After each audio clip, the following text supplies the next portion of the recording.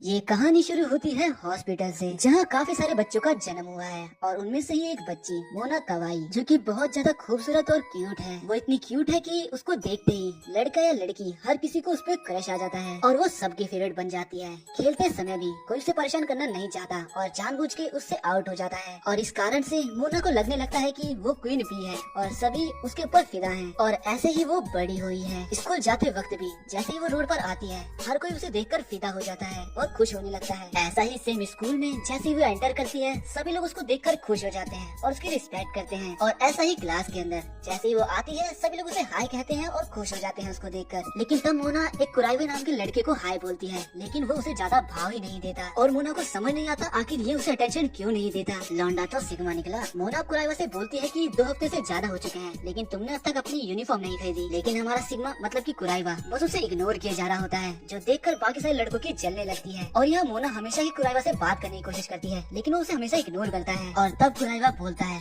Please तुम मुझे अकेला छोड़ दो। और इससे मोना एकदम हैरान हो जाती है और अब वो सोचने लगती है, पता नहीं क्यों ये मुझे भाव ही नहीं देता। सब पे मेरा जादू चलता है सिवाय इसको छोड़कर, और इसके पास जब भी मैं होती हूँ मुझे क्वीन बी वाली फीलिंग ही नहीं आती। तब वो देखती है कि कुराइवा अपने फोन के अंदर कैट्स देख रहा होता है। तब मोना कैट्स की एक्टिंग कर दिखाती है, जो देखकर कुराइवा का तो नहीं लेकिन क्लास के सारे लड़के उस पर लट्टू हो जाते हैं। तब कुराइवा बोलता है, आखिर तुम ये क्या कर रही हो, और अपना मुंह उस तरफ कर लेता है। सिग्मा पूरा रीजन भाई। इससे मोना काफी ज्यादा एम्बेरस फील करती है और बाकी सारे लड़कों को कुराइवे पर गुस्सा आ रहा होता है कि आखिर ये कैसे बोल सकता है ऐसा। इसके बाद ऐसे ही मोना कुराइवे से बात करने की कोशिश करती है। तब कुराइवा उसे बोल देता है, जब तुम्हें काम रहे या जरूरत पड़े तभी मुझसे बात क्या करो, बेफालतू में नहीं। और ये सुनने के बाद मोना शौक के साथ सदमे में चली जाती है और ये चारों लड़के भी जो भी फ्रेम में दिख रहे हैं। अब मोना क्लास से भागती है और सोचती है कि बचपन से लेकर आज तक हर किसी को बस मुझ पर प्यार ही आया है, लेकिन सिर्फ उस पर मेरे चार्म का कोई असर नहीं होता। अब थोड़ी देर बाद मोना एक पोस्टर लगा रही होती है और कुराइवा को देखकर इस तरह से खड़ी होती है कि ताकि कुराइवा जाते हुए उसकी पैंटी देख ले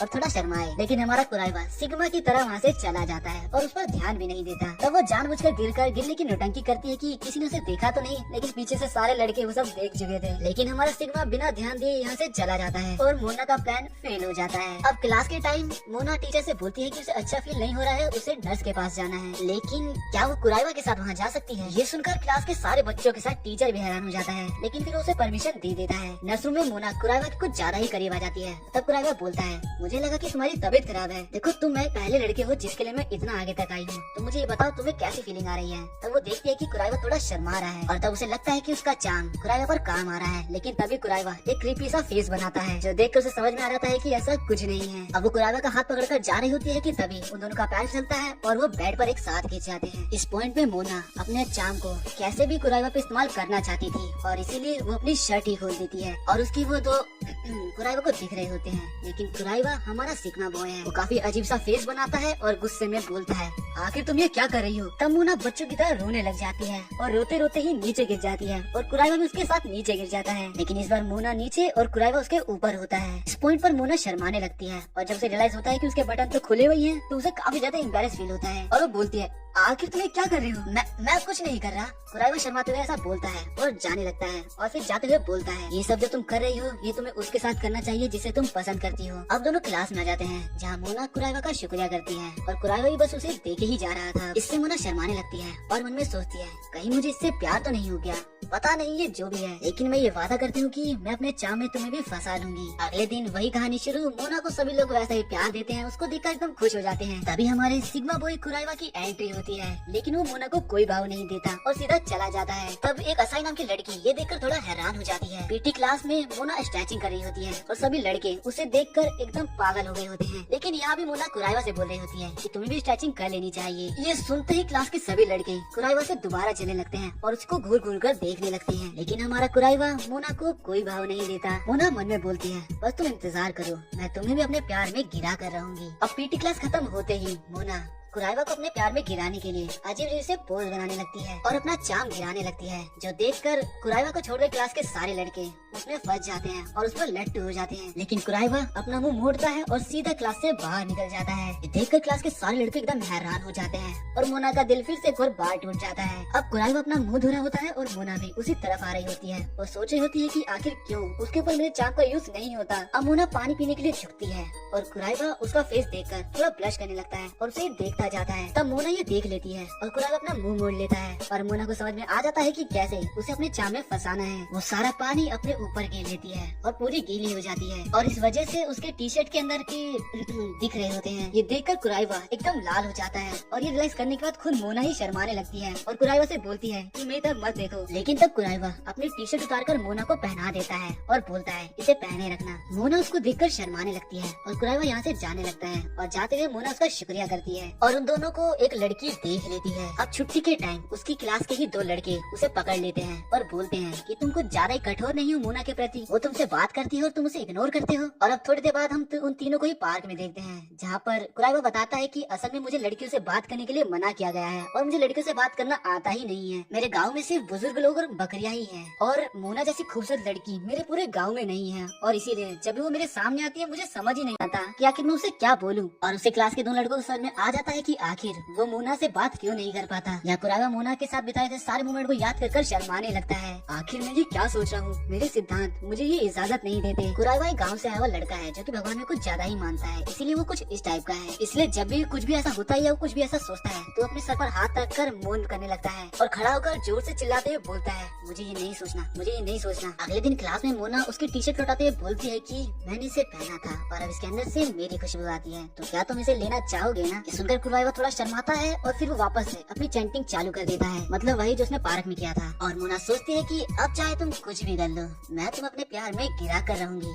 अब अगले दिन मोना दोबारा से उठकर स्कूल के लिए निकलती है और सब लोग उसे देखकर खुश हो जाते हैं क्योंकि वो इतनी क्यूट जो है। और अब जैसे ही मोना स्कूल में आती है उसे पता चलता है कि आज उन सबकी ड्राइंग क्लास है जहाँ उन्हें अपने पार्टनर के साथ ड्राइंग को कंप्लीट करना है। और मोना का पार्टनर और कोई नहीं कुराइवा ही होता है। मोना यहाँ पर अपनी ड्राइंग के लिए मॉडल बनी होती है और वो इतनी क्यूट क्यूट पोज देती है कि क्लास के सारे लड़के उसके ऊपर फिदा हो जाते हैं। लेकिन हमारा सिग्मा बॉय भी कहाँ मानने वाला था, वो वापस से अपने मन की शांति के लिए चैंटिंग स्टार्ट कर देता है और मोना की खूबसूरती के छलावा में आने से बचता है। इस बात से मोना काफी ज्यादा गुस्से में आ जाती है और फिर वो कुराइवा के पास जाती है और सोचने लगती है चाहे तुम कुछ भी कर लो तुम्हें मुझे देखना ही पड़ेगा क्योंकि मुझे देखे बिना तुम अपना असाइनमेंट कंप्लीट कैसे करोगे। तभी उसे पानी के पास वाली बात याद आती है कि कैसे कुराइवा उसको देखकर शर्माने लगा था, तो आखिर वो क्या देख रहा था। तब मोना समझ जाती है कि वो उसकी गर्दन को देख रहा था और इसके बाद मोना इतना कमाल का पोज देती है कि जो देखकर कुराइवा पूरा टमाटर की तरह लाल हो जाता है। लेकिन फिर दोबारा से अपने मन को शांत करने लगता है और बोलने लगता है कि मुझे अपनी स्पिरिट और माइंड दोनों को क्लीन करना होगा। और यहाँ मोना पोज पर पोज बनाई जा रही थी जिस वजह से वो सच में काफी ज्यादा सुंदर लग रही थी। और ये देखकर हमारा कुराइवा दोबारा से टमाटर की तरह लाल होना चालू कर देता है। लेकिन फिर वो बोलता है ये सब मेरी ट्रेनिंग का पार्ट है, मुझे इसे कैसे भी करना होगा। और फिर वो अपने मन को शांत कर लेता है और बिना शर्माए मोना की तरफ ही देखते हुए ड्राइंग बनाना चालू कर देता है। और यहाँ मोना एक लड़की को नोटिस करती है जो कि उसे ही देख रही थी। यहाँ कुराइवा काफी अच्छे से अपनी ड्राइंग को कंप्लीट कर रहा होता है और यहाँ वो लड़की मोना को बार बार देखे जा रही होती है। लेकिन मोना भी ये सब कुछ नोटिस कर रही थी, उसे समझ नहीं आता आखिर एक लड़की उसे क्यों देख रही है। अब वो कुराइवा से पूछती है आखिर तुम ड्राइंग में कहाँ तक पहुँचे, जिस पर कुराइवा बताता है कि अभी मैं तुम्हारी गर्दन पर हूँ। यहाँ कुराइवा ड्राइंग को करते हुए मोना को इतने गौर से देख रहा था कि मोना ही शर्माने लग जाती है और उसकी धड़कन बहुत तेज हो जाती है, उसकी फीलिंग्स काफी बढ़ जाती है क्योंकि मोना को आज तक शायद किसी लड़के ने इतनी गौर से देखा ही नहीं। मोना शर्माते हुए यहाँ से भाग जाती है और वॉशरूम में चली जाती है और सोचने लगती है आखिर वो किस तरह की फीलिंग थी और शर्माते हुए बोलती है कि मैं इस फीलिंग पर कंट्रोल नहीं कर सकती। यहाँ कुराइवा मोना की ड्राइंग कंप्लीट कर चुका था और उसके दोस्त से बोलते हैं कि तुमने काफी कमाल की ड्राइंग बनाई है, तुम्हें इसे घर पे रखना चाहिए। तब कुराइवा मोना और अपने बारे में सोचकर दोबारा से शर्माने लग जाता है। इसके बाद कुराइवा लाइब्रेरी में एक बुक ले रहा होता है लेकिन वही सेम बुक मोना भी उठाने वाली होती है। तब मोना बोलती है कि ये तो मांगा वाला सीन हो गया, वैसे देखो हम दोनों की पसंद भी सेम है तो क्यों ना इस बुक को हम दोनों साथ में पढ़े। लेकिन तब कुराइवा बुक मोना को ही दे देता है और बोलता है कि तुम ही इसे पढ़ लो और यहाँ से चैंटिंग करता हुआ चला जाता है। तब मोना देखती है कि यहाँ पर दोबारा से वही लड़की उन दोनों को देख रही है। इसके बाद लाइब्रेरी में सभी लड़के चल रहे होते हैं क्योंकि मोना कुराइवा के कुछ ज्यादा ही पास बैठी होती है और कुराइवा यहाँ पर अपने मन को शांत कर रहा होता है। तब मोना नोटिस करती है कि वो लड़की दोबारा से उन्हें ही देख रही है। अब उसे समझ नहीं आता आखिर ये लड़की उसे क्यों देख रही है, लेकिन तभी उसे लगता है कि शायद ये लड़की उसे नहीं बल्कि कुराइवा को देख रही है। इससे मोना काफी ज्यादा गुस्से में और काफी ज्यादा शॉक में होती है कि कहीं वो लड़की कुराइवा को पसंद तो नहीं करती और अपने माइंड में उन दोनों की इमेजेस को इमेजिन करने लगती है। इससे मोना को और भी ज्यादा गुस्सा आने लगता है और वो बोलती है ऐसा नहीं हो सकता, कुराइवा सबसे पहले मेरा होगा, उसके बाद वो किसी और का हो सकता है। और वो सोचती है कि उसे अपना चाम बहुत स्पीड में कुराइवा के ऊपर गिराना होगा वरना कोई और उसे ले जाएगा, इसीलिए मुझे अपना फुल पोटेंशियल दिखाना होगा। जिसके तुरंत बाद मोना ग्लासेस लगा के एक नए लुक में आ जाती है जिसमें वो और भी ज्यादा खूबसूरत लग रही होती है। मोना की ये लुक देखकर बाकी सारे बच्चों के साथ साथ कुराइवा भी टमाटर की तरह पूरा लाल हो जाता है। लेकिन वो फिर से अपने मन को शांत करने के लिए उसे इग्नोर करने की कोशिश करता है। तब मोना नीचे से अपना पैर कुराइवा के पैर पर मारती है लेकिन तब कुराइवा बोलता है कि तुम्हें ये नहीं करना चाहिए। अब मोना काफी अलग अंदाज में कुराइवा से पूछती है, अच्छा ऐसी बात है, अब मुझे तुम सबसे पहले ये बताओ कि मुझे देखकर तुम्हें किस तरह की फीलिंग्स या तुम्हें कैसा फील हो रहा है। लेकिन हमारा सिग्मा बॉय एक अजीब सा मुंह बनाते हुए खड़ा होता है और बोलता है, तुम बहुत ज्यादा ही बेकार हो, तुम्हें किसी को भी ऐसे पैर नहीं मारना चाहिए। और ऐसा बोलकर वो यहाँ से चला जाता है। मोना काफी ज्यादा शॉक में और गुस्से में होती है, लेकिन फिर वो देखती है कि वो लड़की दोबारा से उसे ही देखी जा रही है। इन सब की वजह से मोना का दिमाग पूरी तरह से खराब हो चुका था, इसीलिए अब से वो उस लड़की हारूनो को ही देखने लगती है। वो देखती है कि वो लड़की हारूनो गार्डन में फूलों को पानी दे रही है और ऐसा करने के लिए किसी ने उससे बोला भी नहीं है। हारूनो क्लास का ब्लैक बोर्ड भी साफ कर देती है और बेंचेस को भी सही से लगा देती है। और इसके बाद लॉकर रूम में चेंजिंग के वक्त मोना हारूनो की बॉडी यानी उसका फिगर देखती है और काफी ज्यादा जेलसी फील करती है, क्योंकि उसकी बॉडी उससे ज्यादा अच्छी थी। अब वो काफी ज्यादा परेशान है, भागने लगती है। उसे लगता है कि ये तो कुराइवा को आसानी से पटा लेगी। अब मोना सोचती है कि उसे कुछ न कुछ तो करना ही होगा। और एक तो कुराइवा भी उसे बिल्कुल भाव नहीं देता। तभी उसके पास एक लड़का आता है और उसको बुक देता है जो उसने मंगाई थी, इसलिए मोना उसका शुक्रिया करती है। लड़के के जाते ही मोना को एक आइडिया आता है और वो सोचती है कि उसने कभी भी कुराइवा से प्यार से बात नहीं करी है, इसलिए उसे एक बार ये ट्राई करना होगा। अब हम कुराइवा को देखते हैं जो कि टेरिस पर आराम से बैठा होता है। तभी उसके हाथ में एक हैंकी आ जाता है उड़ते हुए, जो कि मोना का ही होता है। मोना बताती है कि ये उड़ते हुए तुम्हारे पास आ गया है। और अब उसे थैंक्स बोलते हुए वो हैंकी को लेते हुए सोचती है कि वो उसे यहाँ पर आई लव यू भी बोलेगी। अब वो बताती है कि ये हैंकी उसके लिए काफी इम्पोर्टेंट है। अब मोना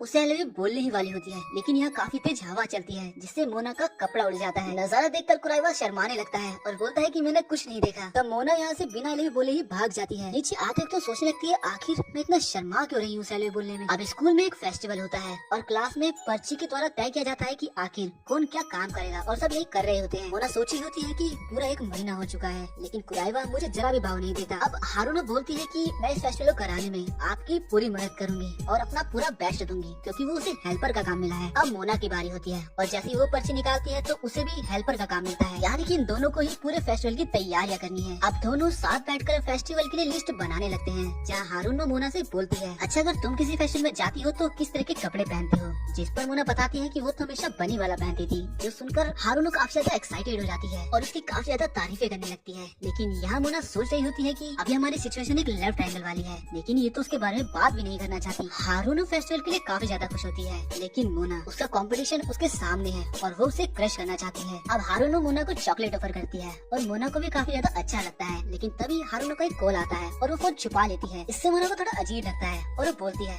आखिर किसका फोन है और क्या तुम मुझे अपना फोन दिखा सकती हो। लेकिन हारूनो साफ साफ बोलती है कि मैं तुम्हें कुछ भी कर लूं, ये फोन नहीं दिखाने वाली। इससे मोना को काफी अजीब लगता है और अब वो उसका पीछा करने लगती है। दोनों ही नीचे गिर जाती हैं और जब मोना उसका फोन चेक करती है, हारूनो के फोन के अंदर मोना की ही काफी सारी फोटोज थी। तो हारूनो बताती है कि वो मोना को हमेशा देखती रहती है और वो उसे काफी पसंद करती है। तो हारूनो बोलती है कि मैं नहीं चाहती है किसी को भी पता चले, मेरे फोन के अंदर तुम्हारी 300 से भी ज्यादा फोटोज हैं। जब मैंने तुम्हें पहली बार देखा तुम काफी ज्यादा क्यूट लग रही थी। अब मोना उससे माफी मांगने लगती है और अंदर से खुश होती है क्योंकि कुराइवा को लेकर उसकी टेंशन खत्म हो चुकी थी। तभी हारूनो बोलती है कि मुझे पता है कुराइवा तुम्हारा क्रश है, तुम उसे पसंद करती हो और जब भी वो तुम्हारे आसपास होता है तुम्हारी शाइन, तुम्हारी चमक बिल्कुल बदल सी जाती है। अब से मैं भी तुम्हारी मदद करूंगी कुराइवा को तुम्हारे क्लोज लाने में, लेकिन अगर तुम मुझे अपना दोस्त बनाओगे तो ही। तब मोना इसके लिए मान जाती है।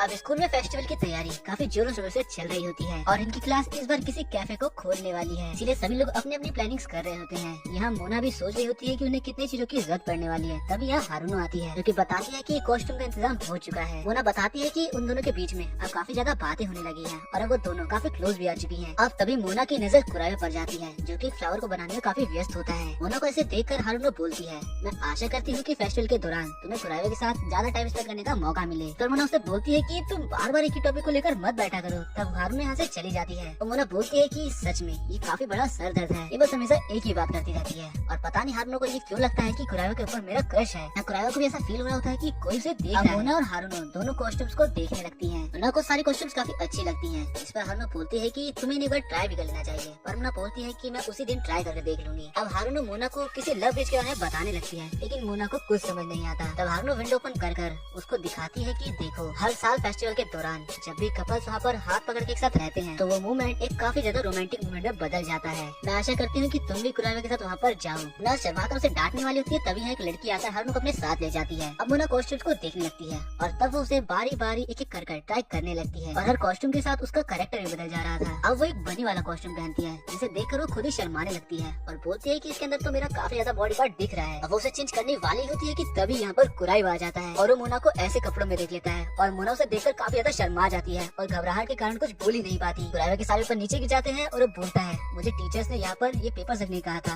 लेकिन लगता है मैं गलत टाइम पर आ गया। तभी यहाँ पर उन्हें हारून की आवाज आने लगती है। सिमोना घबरा जाती है कि अगर हारून ने हम दोनों को साथ में देखा तो वो क्या क्या सोचेगी, और इसीलिए वो कुराइवा का हाथ पकड़कर छुप जाती है। और तभी यहाँ हारून आ जाती है, पर वो देखते है कि मोना तो यहाँ है ही नहीं। मोना और कुराइवा दोनों ही कपड़ों के पीछे छुपे हुए थे और दोनों एक दूसरे के काफी ज्यादा ही क्लोज थे। हारून जमीन पे गिरे पेपर को उठाने लगती है और यहाँ पर मोना कुराइवा कुछ ज्यादा ही क्लोज थी। उसे ये फील हो रहा था। कुराइवा खुद पे कंट्रोल करने के लिए चैंटिंग का यूज करता है और करने लगता है, लेकिन उसकी आवाज मोना के कान में आ रही थी। उन दोनों की पोजीशंस काफी ज्यादा अजीब थी और मोना को लगता है कि अब इससे ज्यादा वो और यहाँ नहीं रह सकती। तभी हारून को एक लड़की बुलाने आ जाती है और उसे ले जाती है और तब वो दोनों बाहर आते हैं। मोना एक राहत की सांस लेती है और फिर सोचती है, मैं उसके साथ इतनी देर तक अंदर थी, जब मेरी हालत ऐसी है तो वो तो पक्का शर्मा ही रहा होगा। और ऐसा सोचकर वो पीछे मुड़कर देखती है और पाती है कि वो तो काफी ज्यादा रिलैक्स है, जैसे कि कुछ हुआ ही नहीं। अब मोना खुद को शीशे में देखती है और उसे लगता है कि उसने हद पार कर दी है और अब उसे रिग्रेट होने लगता है। और कुराइवा भी ये सारी बातें सुन लेता है। मोना काफी ज्यादा घबरा कर और शर्माते हुए बोलते हैं कि तुम ये सब कुछ भूल जाओ जो भी यहाँ पर हुआ। तब कुराइवा बोलता है, इस कपड़े में तुम सच में काफी क्यूट लग रही हो। ये सुनकर मोना बिल्कुल सुन्न पड़ जाती है और शर्माने लगती है। कुराइवा भी यहाँ से शर्माते हुए चले जाता है और तब मोना सोचती है और शर्माते हुए बोलती है, आखिर क्यों मैं उसकी तरफ इतनी अट्रैक्ट होती जा रही हूँ। यहाँ कुराइवा भी सोचता है कि मेरी दिल की धड़कन कितनी ज्यादा तेज हो गई और वो कितनी क्यूट लग रही थी, लेकिन फिर अपने मन को शांत करता हुआ यहाँ से चला जाता है। अगले दिन मोना क्लास में आते ही सोचती है कि शायद आज वो मेरे से प्यार से बात करेगा, क्योंकि कल उसने मुझे क्यूट बोला था। तब सोचकर जैसे ही वो उसे गुड मॉर्निंग बोलती है, तब कुराइवा काफी अजीब सा मुंह बनाते हुए उसे गुड मॉर्निंग बोलता है और मोना का चार्म एक बार और फेल हो जाता है। अब फाइनली फेस्टिवल वाला दिन आता है और हम देखते हैं कि इनकी क्लास ने एक बनी कैफे खोला होता है। कैफे में काफी ज्यादा भीड़ होती है और इसकी वजह होती है मोना कवाई, क्योंकि वो पॉपुलर तो है ही और साथ के साथ वो अपने कैफे का प्रमोशन कर रही होती है, जिस वजह से यहाँ इतनी भीड़ है। अब यहाँ हम उसी असाई नाम की लड़की को देखते हैं और उसकी दोस्त बोलती है कि तुम भी कुछ खा लो, वो तुम्हें अभी नहीं दिखेगा। और यहाँ कैफे के अंदर कुराइवा जहाँ खाना बना रहा होता है वहाँ शिफ्ट चेंज हो जाती है और असल में ये सब हारुनो का प्लान रहता है ताकि कुराइवा और मोना दोनों एक साथ काफी ज्यादा टाइम स्पेंड कर सके। अब मोना कुराइवा के पास आती है और बोलती है चलो बाहर घूम कर आते हैं, लेकिन कुराइवा साफ साफ मना कर रहा होता है। तब मोना बोलती है तुम्हें भूख लगी होगी तो चलो कुछ खा कर आते हैं, लेकिन कुराइवा अपने बनाए पैनकेक्स खाने लग जाता है। अब मोना बोलती है ये तो बिल्कुल भी चेंज नहीं हुआ, मुझे लगा कल के बाद ये बदल गया होगा, और वो उसके चेप होने की कोशिश करती है, लेकिन कुराइवा उसे हमेशा इग्नोर करता रहता है। अब तभी हारुनो कुराइवा को बनी वाले कान पहना देती है और बोलती है कि तुमने बहुत काम कर लिया, अब इसके साथ बाहर जाओ और जाकर हमारे कैफे का प्रमोशन करो और ये मेरा ऑर्डर है। कुराइवा काफी ज्यादा हैरान हो जाता है और मोना उसका शुक्रिया करने लगती है। अब दोनों बाहर प्रमोशन करने आते हैं, जहाँ कुराइवा तो एकदम सदमे में ही जा चुका था। यहाँ मोना सोचती है कि मुझे कुछ ऐसा ढूंढना होगा जो कुराइवा को काफी ज्यादा पसंद हो। तब वो एक हॉन्टेड हाउस को देखकर बोलती है कि ये तो इसे बिल्कुल पसंद नहीं होगा, आखिर किसे पसंद आएगा। पर तब वो देखती है कि कुराइवा नॉन स्टॉप उसे ही देखे जा रहा है। मोना को समझ में आ जाता है कि ये इसके अंदर जाना चाहता है। अब मोना को ऐसी जगह से डर तो लगता है, लेकिन कुराइवा के लिए वो अंदर जाएगी और वो दोनों अंदर आ जाते हैं, जहाँ पहले ही मोना को वो डराने की कोशिश करते हैं और वो डर भी जाती है। लेकिन जब कुराइवा उसकी तरफ देखता है तो बोलती है कि कुछ नहीं हुआ, और ऐसे ही अब काफी सारे भूत उसे डराने की कोशिश करते हैं। मोना की यहाँ पे पिलगल लगी पड़ी होती है, लेकिन कुराइवा उसकी तरफ ध्यान ही नहीं देता और काफी सारी बातें बताने लगता है। तभी मोना का कपड़ा एक लकड़ी में फंस जाता है और वो कुराइवा को आवाज देने लगती है, लेकिन कुराइवा को सुना ही नहीं देता। तभी वो कुराइवा की टी शर्ट पकड़ लेती है और जैसे ही कुराइवा पीछे मुड़कर देखता है तो उसे कुछ गलत ही सीन दिखाई दे जाता है और जिससे वो शर्माने लग जाता है। मोना को भी रियलाइज होता है कि ये तो कुछ ज्यादा ही गड़बड़ हो गई है। दोनों ही काफी देर चिल्लाते हैं और तब मोना शर्माते हुए यहाँ से भाग जाती है और लकड़ी अभी भी उसी कपड़े में ही फंसी है। यहाँ कैफे में हारुनो सारे पैनकेक्स जलाती जा रही थी। अब कुराइवा वो लकड़ी निकाल कर उस गोश्त को दे देता है। अब मोना सोचती है कि वो कुराइवा को किसी अच्छी जगह पर लेकर जाएगी। अब वो दोनों खाने के लिए एक आइसक्रीम कोन खरीदते हैं, जो कि खाते खाते मोना के गाल पे लग जाता है। तब कुराइवा उसे बताता है, लेकिन मोना बोलती है कि तुम भी उसे क्यों नहीं हटा देते। तभी सभी लड़के उसे देखकर जल रहे होते हैं। तभी वही कौवा आकर मोना का कोन ही लेकर चला जाता है। इसके बाद जब वो लोग कॉन्सर्ट में कॉन्सर्ट देख रहे होते हैं तब मोना की हाइट छोटी पड़ रही होती है। तब वो कुराइवा के कंधे पर हाथ रखकर बोलती है कि तुम मुझे अपने कंधे पर क्यों नहीं चढ़ा लेते, मुझे सही से दिख नहीं रहा। पर वो देखती है कि असल में कुराइवा होता ही नहीं है। इसके बाद वो लोग बलून को फुलाकर खेलने लगते हैं, लेकिन मोना का बलून टूट जाता है और कुराइवा अपने बलून से मजे से खेल रहा होता है और मोना का दिल एक बार और टूट जाता है। मोना पूरी तरह से हार चुकी थी क्योंकि उसका हर प्लान फेल होता जा रहा था। अब तभी वो बुक में देखने लगती है। तब वो देखते हैं कि 4 तो बज चुके हैं और 5 बजे फेस्टिवल खत्म हो जाएगा, लेकिन अभी तक वो कुराइवा करीब आ ही नहीं पाई। तभी वो दोनों उस ब्रिज पर काफी सारे कपल्स को देखते हैं और मोना काफी ज्यादा हैरान हो जाती है कि आखिर इतने सारे लोग। तब उसे हारुनो की बात याद आती है कि ये तो लवर्स ब्रिज है और वो इस मोमेंट पे काफी ज्यादा अजीब सा फील कर रही होती है। यहाँ दूसरी तरफ कैफे में वो लोग सारे पैनकेक्स को जलाते जा रहे थे और इसीलिए वो सब काफी ज्यादा परेशान हो चुके थे। तब असाई यहाँ से जाने की बात करने लगती है और उसकी दोस्त बोलती है कि ये कितना बेकार है, आप यहाँ से मिलने आई और आप उससे मिल भी नहीं पाई।